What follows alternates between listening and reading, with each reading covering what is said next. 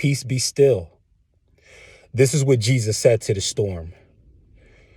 You want to be a storm stopper? You can. You don't have to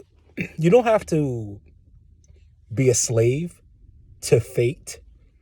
You don't have to be a byproduct of circumstance. You don't have to. You actually don't have to be a part of this. You can choose to stop a storm.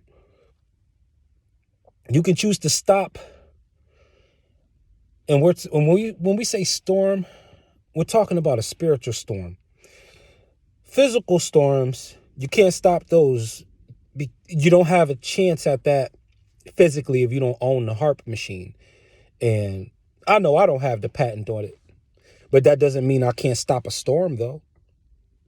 I'll tell you one way to stop a storm, and this gonna just sound completely like hocus pocus, mumbo jumbo, and you don't have to believe it. I'm not even gonna push this on you, but you can stop a storm by imagining and believing very intensely, or I should say, making believe very intensely that you're in the opposite environment.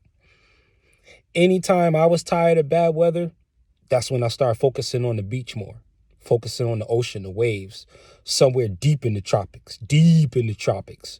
with the multicolored fish that's swimming right next to you and won't touch you, and you can't touch them, deep in the tropics. I'm talking about 75 degrees at night with a breeze, deep in the tropics, like 85 degrees, and it smells like saltwater humidity. Like everywhere in the land, you're being exfoliated, deep in the tropics. When I'm tired of the snow, or if I'm tired of the cold. And I may not even be by myself. There are probably many others with that same stance and are doing the same thing, and thereby enhancing and causing that to happen. It's probably other people doing the same thing with that, because there is an oversoul, and where two or three are gathered in any form of agreement, there's going to be some power there, because that's two or three I ams. One person is already enough to shake up the world, but if two are on the same page, forget about it. Forget about it. A comment on that angelology from earlier again. Those angels are called the two witnesses, one being Metatron, aka Enoch, actually. Angel who was once a man, and then you had his twin brother, Sandalphon, I believe his name is, Sandalphon. They were human beings, according to Jewish mystic text. Those are the two beings that stand before the Lord of the entire earth. And they talk about them in Revelation also, in the canonized scriptures.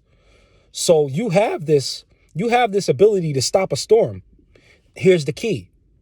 It's a 3-word mantra that you can use. If you don't want to go, this will just shortcut the whole imaginative process. You don't have to get deep into any meditations. I'll just give you a light code right now, because we pop in all kinds of light code density locks every day. And I understand that is my mission for Metatron and the most highest of the most high God. I know that I feel that in my being to do that. So I'm just going to go ahead and just crack as many codes as I possibly can, just for the love. Do I want to benefit off this? Absolutely. I want to be a multi-billionaire doing exactly what I'm doing right now. And doggone near the same capacity. Of course, the reach is going to be extended, and I'm going to upgrade as things do, and add that to the enhancement of this message. Sure. So here's the 3-word mantra. Just like I said in the very beginning of this video, peace be still. Is a double command, really. One is to yourself, and another one is to peace. And Jesus told the disciples, peace be still. And the storm stopped first.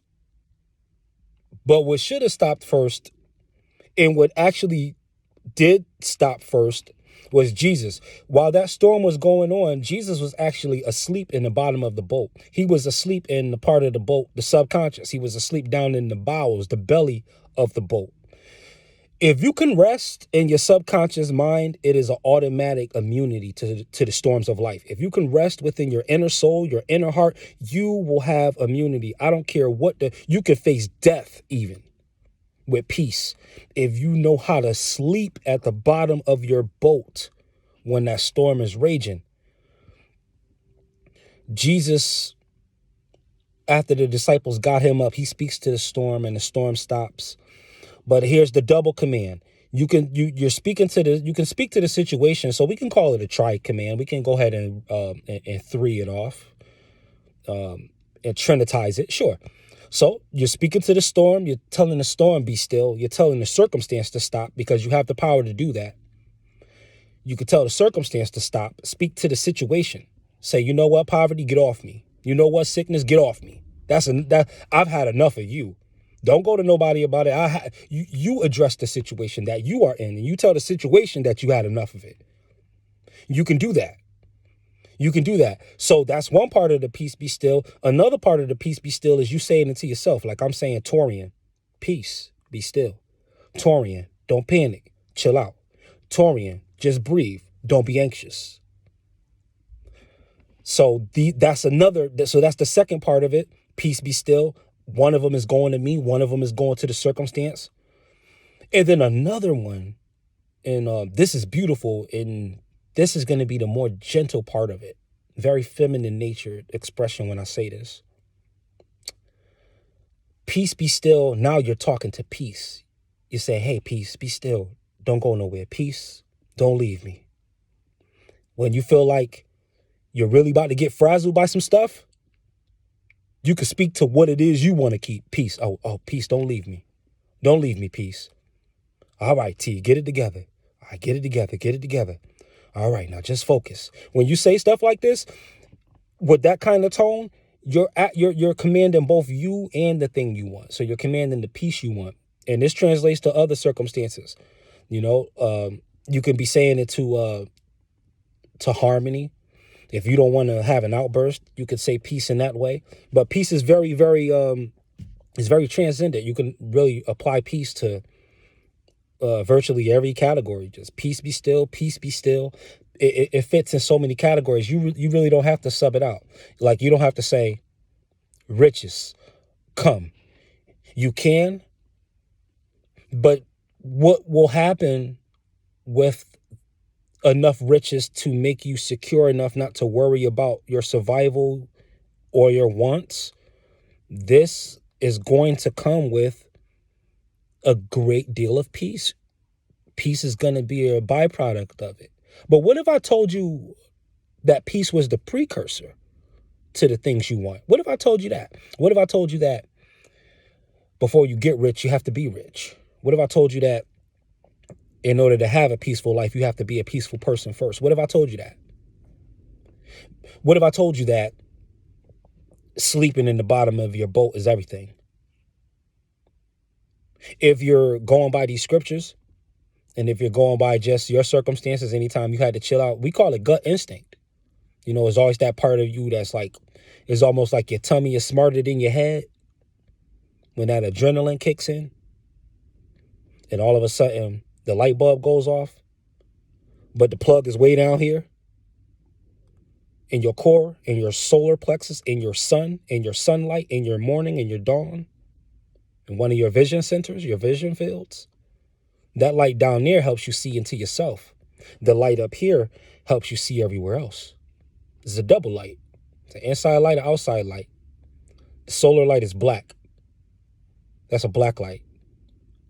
And then the one on the outside is a white light. That's the duality. Out there, you're illuminating. Everything is brightened from the illumination that's excreting out of your body, out of your light body. And after a while, even out of your physical body too, you'll start to have light. You know, stare in the mirror at yourself. Is a technique known as scrying. Stare into your eyes in the mirror, whether the lights are on or off, and wait until your image starts to get very, very blurry, and try to keep staring. If you can, you will see your light body. All of this will be light. The same color as lightning, but like Yeah, basically the same color as lightning, same exact shade.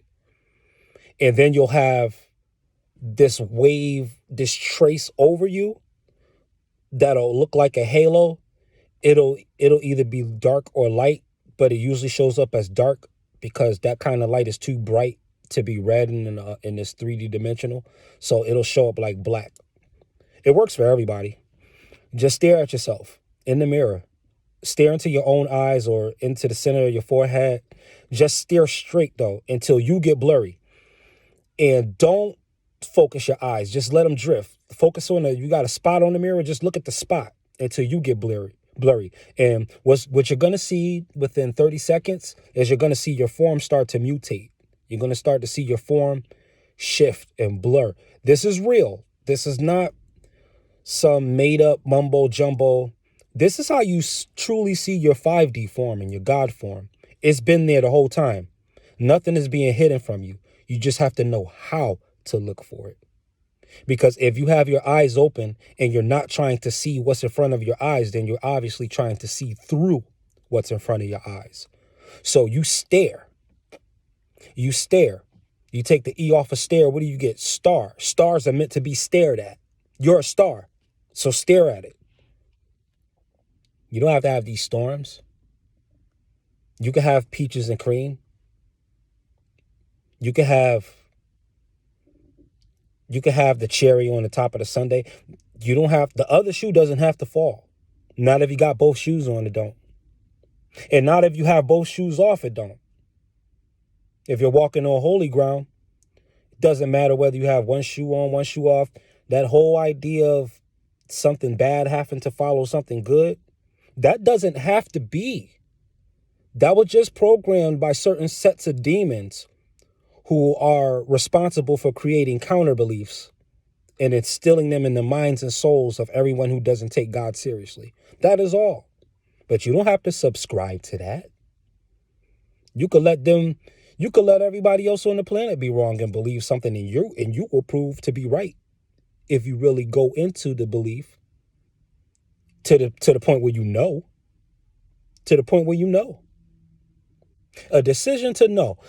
Earl Nightingale, rest in peace. I think that was the author. Hold on, don't get me wrong. Was it Earl? I think it was Earl Nightingale.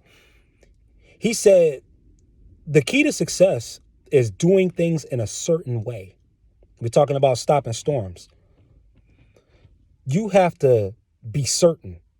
And that doesn't mean that you know everything about a situation.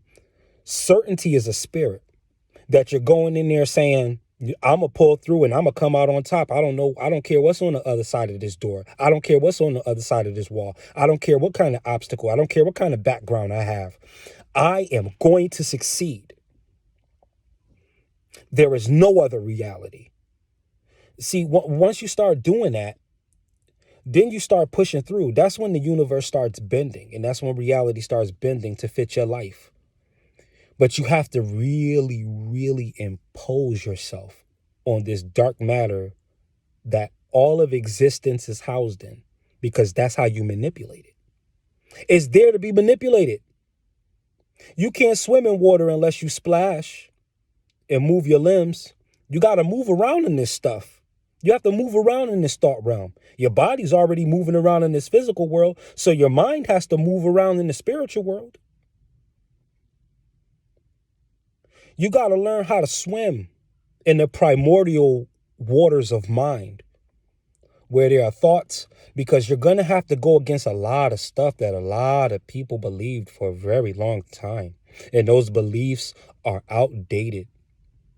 And not only do you have the ability, not only do you have the right, you have the responsibility to change that belief. I should drop it right there because it felt good, and I will. I'm out. Peace.